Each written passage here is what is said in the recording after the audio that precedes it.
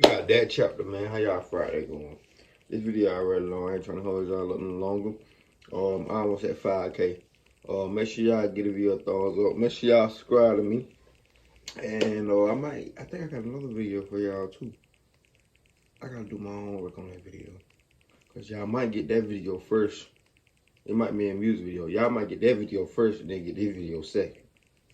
So, yeah, by the time y'all see this, it's gonna be about probably 7 or 8.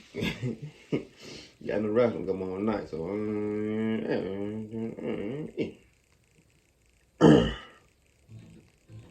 In southwest Houston, there lies a street called Palmetto, and it's in a decent part of town, not bad. You got townhouses beside smaller little homes, and it seems like a good old place to have one of them families. Sure, why not? And it was in one of those beautiful townhouses on that street there lived a family called the Armstrongs, led by Antonio Armstrong Sr. and his wife Dawn. And they were like this well-loved power couple in the city. Antonio Armstrong was actually born in the city of Houston, and he would later become nationally known when he played linebacker at Texas A&M.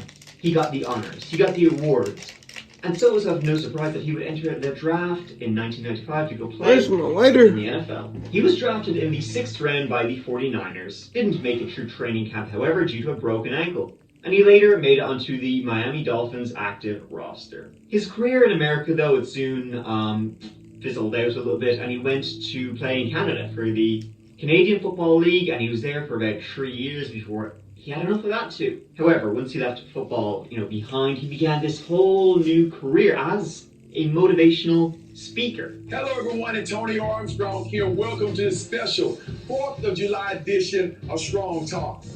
As a nation, we're celebrating Independence Day, and it's only rightfully so that we celebrate your independence today. Independence from what?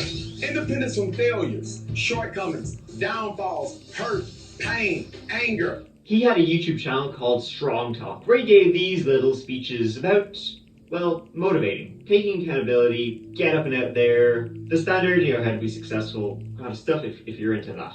Pretty inspirational, like, it was good for him. He was just a well-liked, real cool dude. Himself and the wife Dawn also owned a chain of fitness centers called First Call Training. We have everything you need to get fit. They got it all, don't they? Goddamn. Now, Antonio was married to Dawn, and they had 2 children together. Antonio Jr., AJ, 16, and Kara, 12. They all look alike. Dawn also had an older son from a previous I hope my genes that damn Josh, strong. who Antonio ended up adopting. So they're one big family then, and a very successful one at that. Something they worked their asses off to pass on to their children, Gave their kids only the best. I'm talking the private schools, all the good. Essentially, they gave their kids all the tools you would need to become successful yourself. That was the only thing they wanted, was success. The only thing they asked for in return was work hard, study, hit the books. Work your ass off, whether it's in the library or on the football pitch. Now AJ, he had a girlfriend named Kate Ober, his high school sweetheart, and they seemed in love and that relationship was going well. But on the other hand, school for AJ wasn't quite going so well. See, it appears AJ, as a teen, like most 16-year-olds, he had started experimenting with the old devil's lettuce. And either because of or coinciding with, his grades began to slip. His parents found out, and as I kind of mentioned at the top, none too pleased would be the best way of phrasing that. They were friggin' ticked off. Playing with that devil lettuce. High achievers expect high achievers. So devil lettuce, it ain't nothing to play about. To the bottom was something that greatly disappointed them, and they would have some stern words. AJ would in fact end up getting kicked out of the private school he was attending. His grades were just so bad. So the whole life was like a little bit turbulent. Now nothing they ain't even try. crazy out of the ordinary for a teenager whose grades start to slip and they start experimenting with drugs. But the parents, Antonio and Dawn were very worried about AJ. Kara, on the other hand, 12 years old. Oh man. Young, she was doing great. Josh, he didn't live with the Armstrongs, but he lived just like around the corner. He lived on the same street. He had his own apartment, and he had his own issues, even though he was the oldest. He had some mental health problems. So this is when someone took a squat on a fan, folks, because on July 29th, 2016, the middle of the night, AJ Armstrong called 911. Something horrible had happened in the house on Palmetto. At around 1:40 a.m., Houston police were racing to that house. AJ said he was hiding in his closet because he had heard gunshots coming from his parents' bedroom. And he was too scared to go out. He was whispering. He thought the intruder might trying to mess with my phone. He was saying if somebody had broken in. My bad, y'all. Well, gunshots had rang out. And your name? AJ. Any medical attention needed? I heard gunshots, so I don't even know. In your parents' bedroom? Yes. Why you went running down though?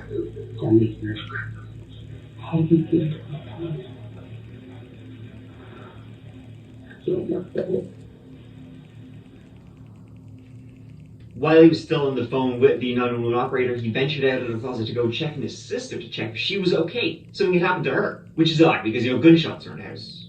But she didn't wake up her heavy sleeper. Anyway, he got her up and he managed to lead her quietly down the stairs. They didn't know if there was an intruder still in the house. As they got to the front door of their place, strangely again, AJ had to disable the alarm system. The house had been firmly locked up. He did that and he opened the door to the responding officers. AJ had also contacted Josh, who lived in an apartment just a handful of minutes away by foot, and Josh raced to the house. So the police immediately began securing the crime scene, checking if anyone was in there and if anyone was still alive. The room Dawn and Antonio had been sleeping in was eerily quiet. The paramedic would find Dawn deceased. She had been shot twice in the head. Damn. Antonio had been shot once in the head and was still alive when they got there, but within a few short hours, he too would pass away. They both had pillows over their heads as if someone was trying to use them to muffle the gunshots, which I've only ever seen in movies. Does that work in real life? Well, not muffled, not this AJ who had been in the house and heard the gunshots. AJ and Cairo were taken away separately by the police, to talk about what could have happened, what they believed happened in the house, and also both of their hands were bagged. This is done to preserve any gunshot residue which may still be present. Because from step one, the police were thinking, maybe it was an intruder, maybe it was, you never know. Or maybe it was somebody who had been inside the house and was inventing an intruder. The police were still going through the home, securing any evidence they could find, and they found no signs of forced entry, which we know, doesn't always need to be, but in the kitchen they found something very odd. Well, for a start, the drawers had all been pulled open, looked a little ransacked. Though strange unless the killer was only there for cutlery. But more importantly, on the countertop, they found a handgun, the murder weapon, and a note. Handwritten, it read, "I have been watching for a long time. Come get me." Which seems so movie-like. I'm not even sure if the Joker would be ridiculous enough to leave a note saying, "Come get me." Come get like me is this. crazy. It just seems so over the top. Yeah. So the police are immediately thinking, that's staged. At first, murder-suicide meant someone outside had broken in and, Gotta be. we had a home invasion, but now the police were getting more and more convinced. Whoever had done this had been inside the whole time. They ain't get no break in. I mean, they ain't. How was the dope?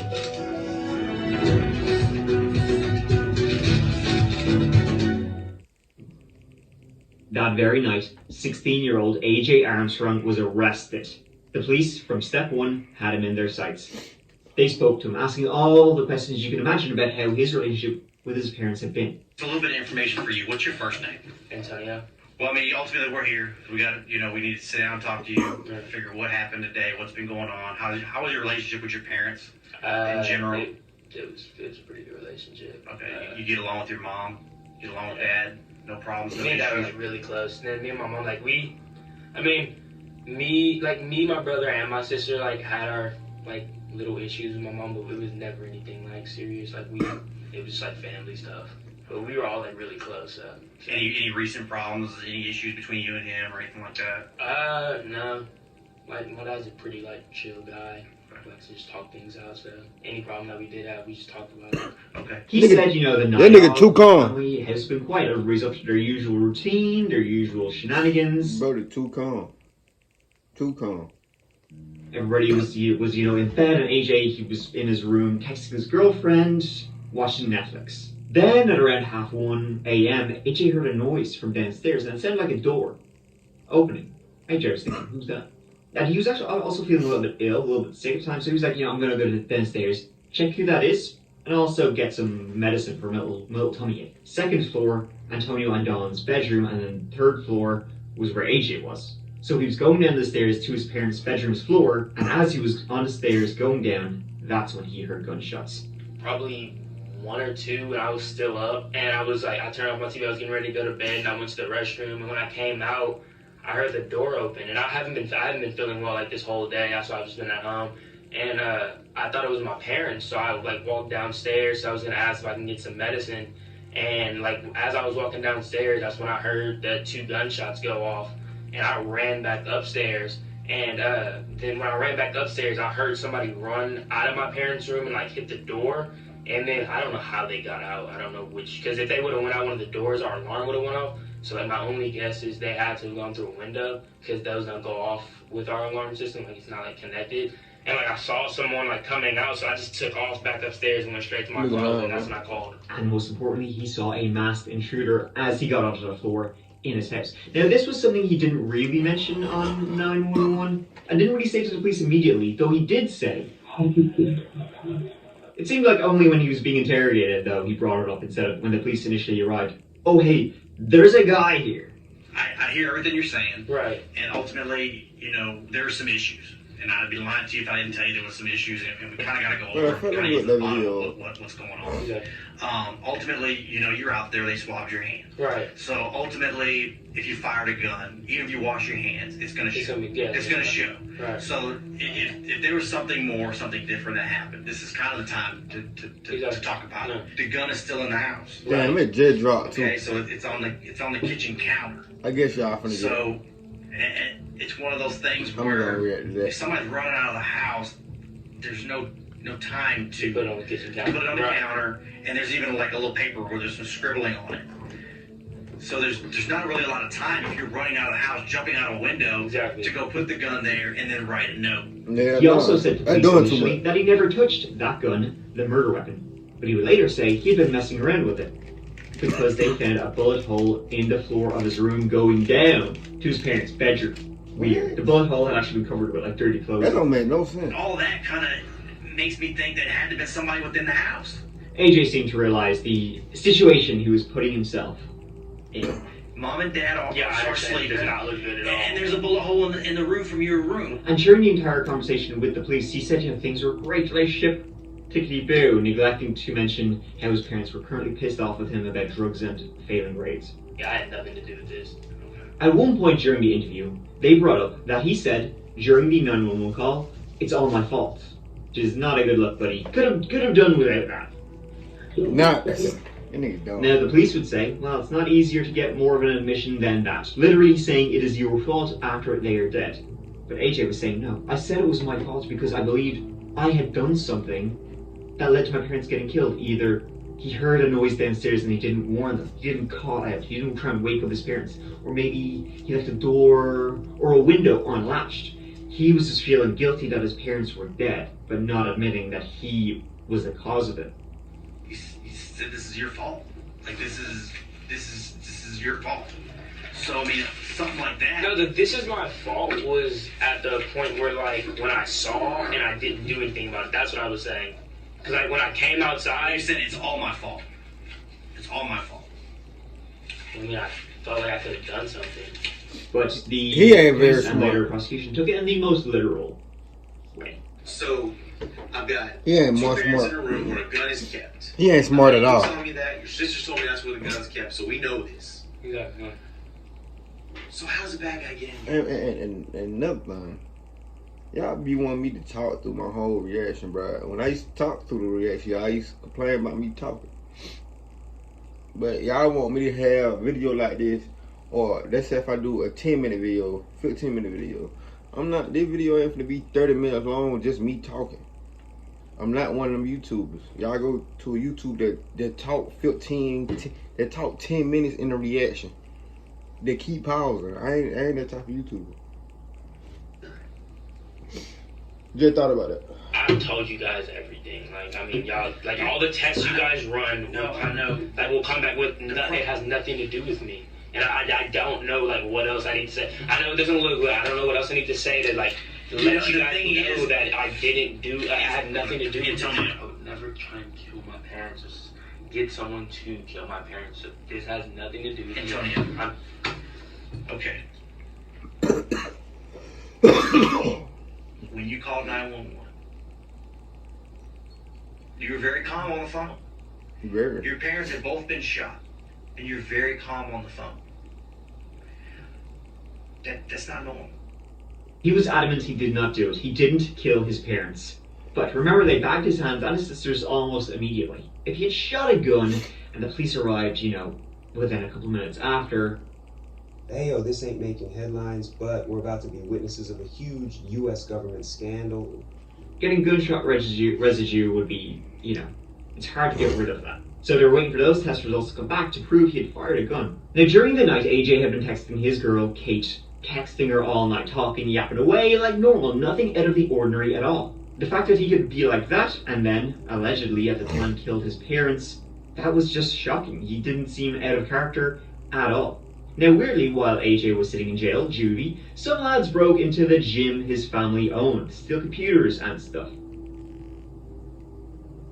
Man. Yeah, at first, what are the odds? Timing? Weirdly related, right? Police said no. It's probably just like opportunistic people who, broke in, they knew the owners were dead, so they knew the place would be quiet and they could yoink stuff. Still weird though. In fact, it would only add to the weird things that didn't necessarily point towards AJ. He didn't say there was a masked man in his house, and later masked men broke into the gym. Those guys weren't found. And especially when those tests came back, and they found no gunshot residue on either his hands or Kayla's hands. Now, okay, right, no GSO was found, he could have cleaned his hands thoroughly, he could have been wearing gloves. But no gloves were found either. Also, his fingerprints were not found on the gun, they were not found on the notepad, they were not found on the pen, they were not found on the paper. No blood spatter on him either, and both his parents had been shot to death at close range. It did really point to someone with the knowledge of the house and the scene. Didn't point to anyone breaking in, but there was also just nothing definitive pointing towards AJ, evidence-wise. Though motive, his arguments due to school, drug use, and by that I simply mean weed and failing grades. But is that enough to murder your parents? AJ pleaded not guilty and was later bonded out. He was placed on house arrest. Leading up to trial, evidence was shared with AJ's defense team. Everything that would be used against him. And one thing really stuck out. It was an interview with a woman named Maxine Adams. Her and her husband were friends with the Armstrongs, and she called the police shortly after the murders, telling them something very weird. That my husband, Antonio, and another individual were all involved in during this time. I'm nervous that the more I push or the more I share, that it can end up the way Antonio was. The names that I'm giving you, I know for a fact, based on the call records and based on what I've seen. So I don't know, do I fear prostitution? It's I don't know. What we've done is obviously the suspect right now. But then that whole thing is just shady. Do you think this is related to the homicide, or do you think it's just two independent things? I think it's related. She believed Antonio and her husband had been part of a prostitution ring, and that Antonio's killing had been targeted because of it in relation to it. Now, the defense was only given this information 18 months after AJ was arrested, so the defense was furious. Antonio Armstrong Sr. and his wife Dawn were murdered here in their home almost exactly 2 years ago. Their 18-year-old son is scheduled to stand trial for their murders next month, but his attorneys are asking to have those charges thrown out, arguing that the prosecution withheld important evidence.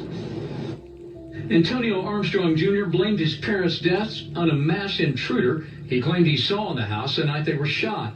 His attorneys say new evidence that backs up that story was withheld by prosecutors for 18 months and handed over only 3 weeks ago. It's going to be almost impossible for us to figure out what happened in this case.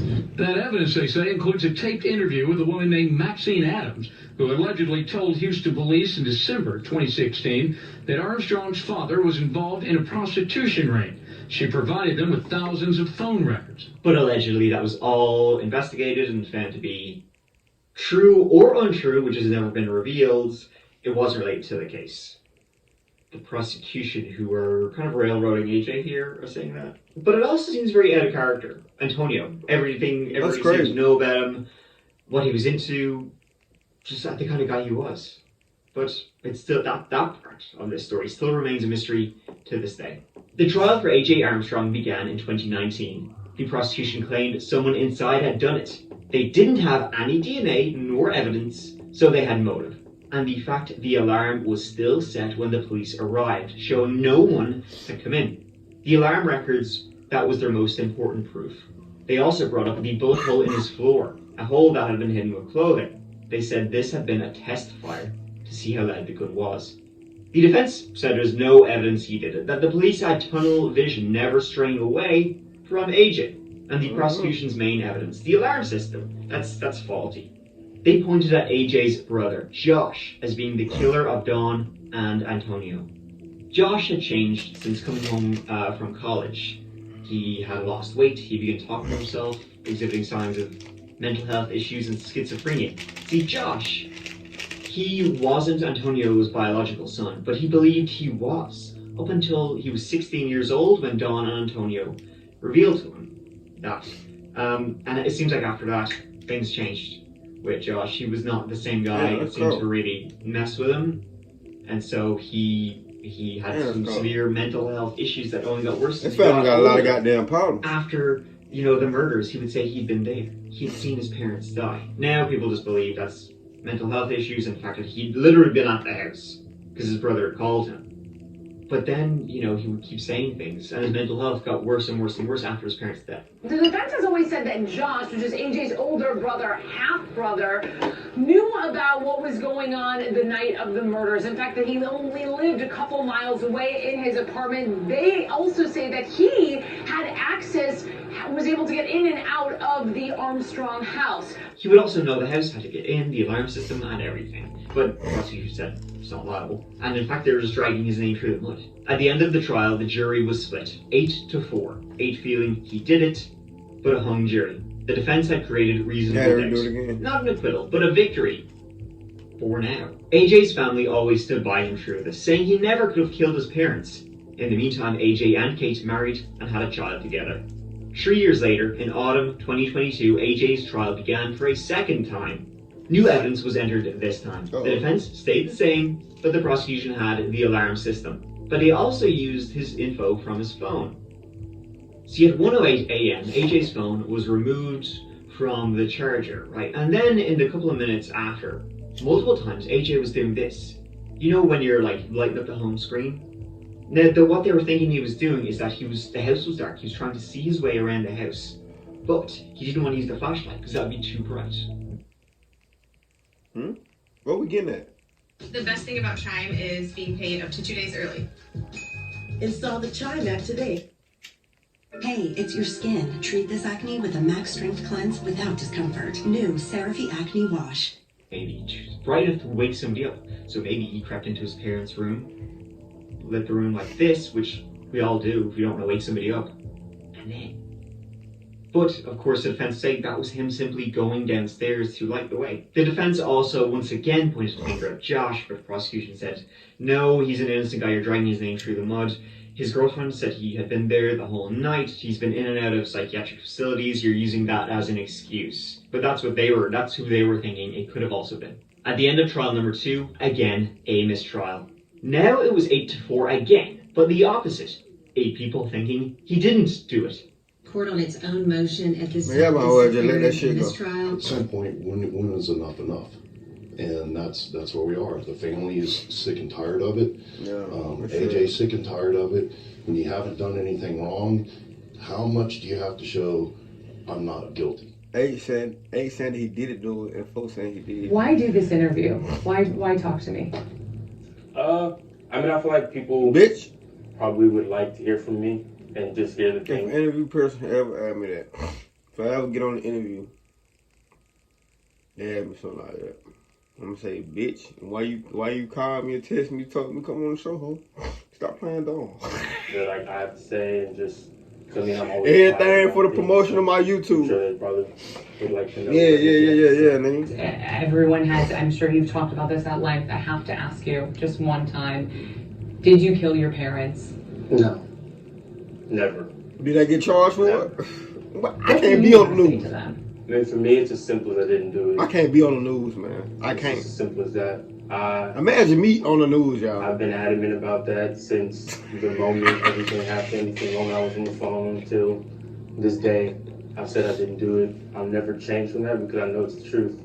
And for me, that's just, that's just the one thing that I really want people to know, because being in this situation and just that being a constant reminder that someone would even think that it's something that I would do. Like, it's just, it hurts. It's frustrating. There are people out there watching this who think, yeah, he did it, he killed his parents.